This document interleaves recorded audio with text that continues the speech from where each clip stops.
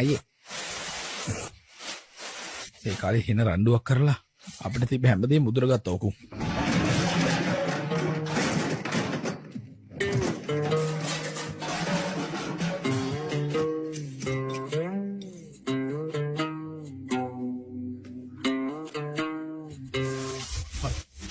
මගේ අපොච්චි මට උපන්තිනේට මාලයක් දුන්නා. පොඩි මාලයක්. ඒක ඇතුළේ මගේ එයාගේ ෆොටෝ දෙකක් දාලා තිබ්බා. ඒක විතරයි මට මතක. ඒක විතරමයි මට මතක තියෙන්නේ.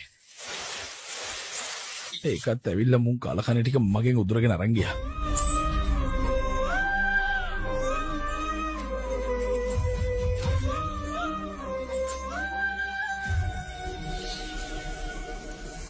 දැන් මට හිති මොකක් හරි දෙයක් අරගෙන ගියා නම් එහෙම මම පාඩුවේ බලන් ඉන්න එකෙක් නෙමෙයි මං. ඒක රුපියල් 10ක් වුණත් 7-10ක් වුණත් මොකක් වුණත් එච්චරයි. ඒ කවුරුණත් මට අදාළ නැහැ. කොණ්ඩට උඩින් ඉන්න සීනු ආස වුණත් කොණ්ඩට යටින් ඉන්න මංගල සීනු වුණත් මොකා වුණත් එච්චරයි. මම පොඩියත් එක්ක හැම එකකම හිලව් පියවලා යන්නේ. මේ පුෂ්පරාජ් මොකාට රස්සලෙන්නේ නැහැ.